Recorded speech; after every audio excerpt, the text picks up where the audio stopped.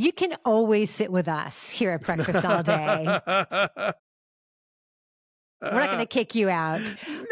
No. So, okay, we're doing this thing again where it's like the movie version of the musical version of the movie version of Mean Girls, which is itself based on a nonfiction book. Correct. We are many generations removed from the original idea of this. Get in, loser.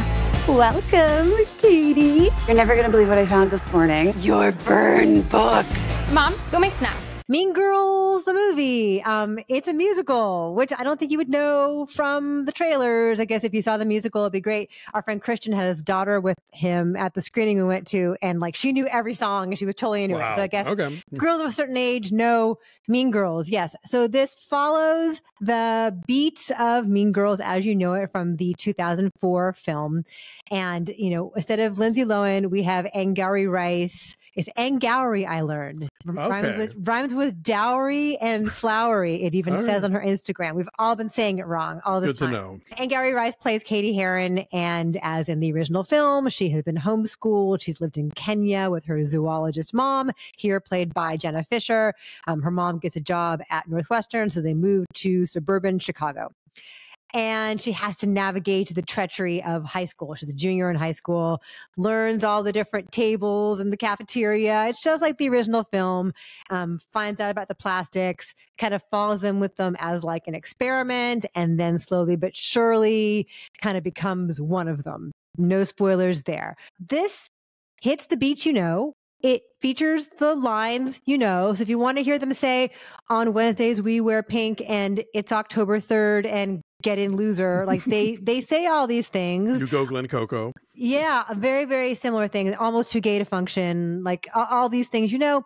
But then there are also a bunch of songs. So Tina Fey, who wrote the screenplay for the original film, also wrote the screenplay. She wrote the musical and wrote the movie here.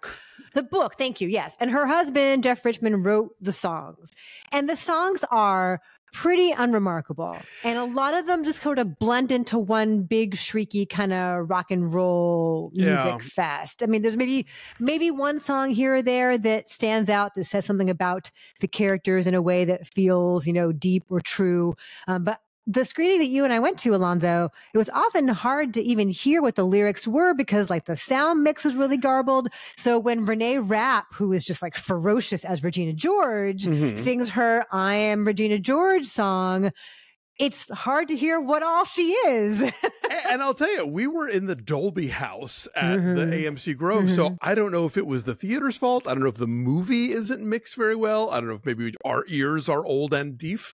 But like, yeah, there were moments in that song where I'm trying to follow the lyrics, and she's like, and I'm like, okay, we believe you. Yes, whatever you say, Regina, it's good for me. There is something about a lot of contemporary musicals where I think the songs get real samey, and you know, like that's a Pasek and Paul thing, you know, like for a Greatest Showman or Dear Evan Hansen, where they just, to me, kind of blur into one big kind of show tune pudding. But I get the kids are into them, and this is the kind of musical they've grown up on. So for them, this sort of thing works, you know. So yeah, the songs are kind of whatever, but the way they're staged, I thought was really inventive and energetic. They come up with a lot of ways to sort of mix up, like, is this a fantasy sequence? Is this set within the actual world that we know, but everyone's just singing and dancing anyway? You know, like there's a lot of ways to go with that. The directors are Samantha, Jayne, and Arturo Perez Jr., who are making their feature debut. They've done web stuff and music videos, and you know, I think they bring a verve to this. You know, did we need another Mean Girls? I mean, this never really quite makes its claim of like why we needed a second Mean Girls. But I think in terms of like, you know, the staging, the performances, a lot of them are fun. The scene stealers here for me were Auli'i Cravalho as Janice Ian and Jaquel Spivey as Damien.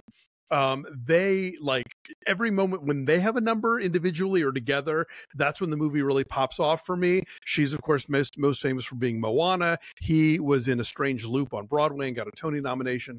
And, you know, Angourie Rice and Reneé Rapp, and I mean, like, it's a strong cast. They're all good. I've got no fault with anybody.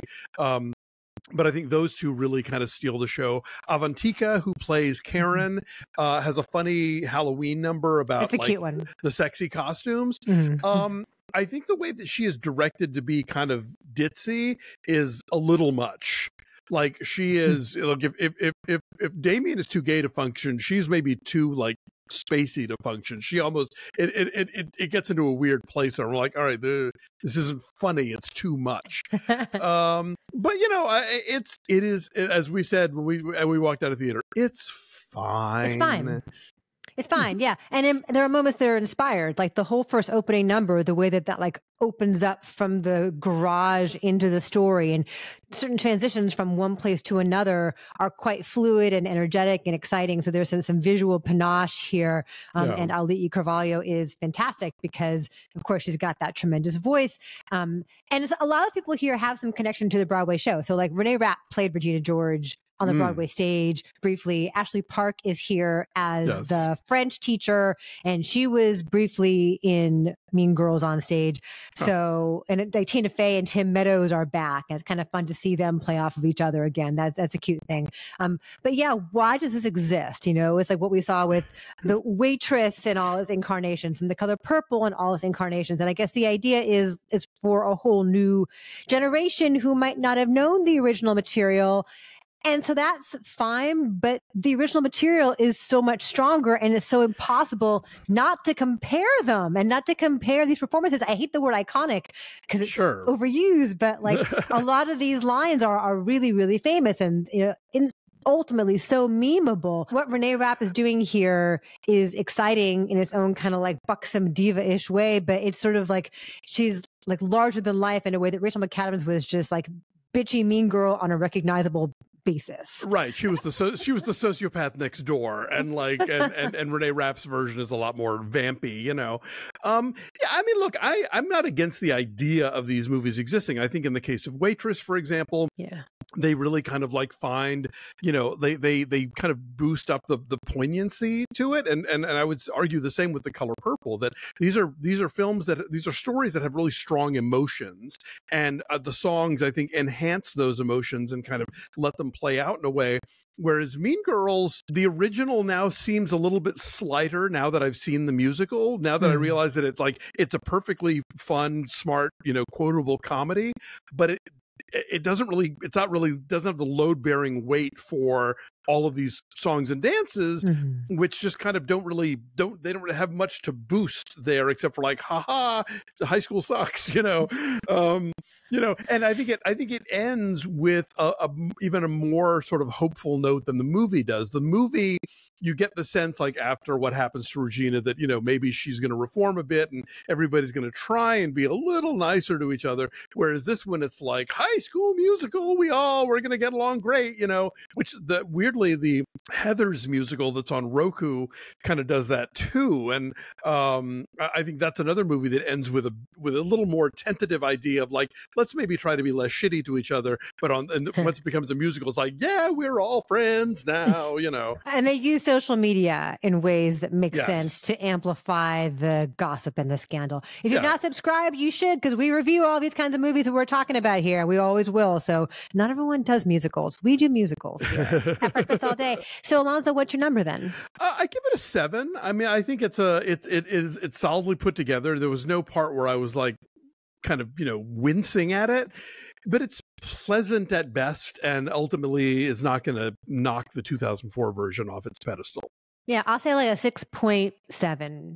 And Angourie Rice is giving me young Amy Adams here, which I couldn't get out of my head the whole time I was watching it. All right, Mean Girls is in theaters. Will you see it? Let us know. It's Fetch.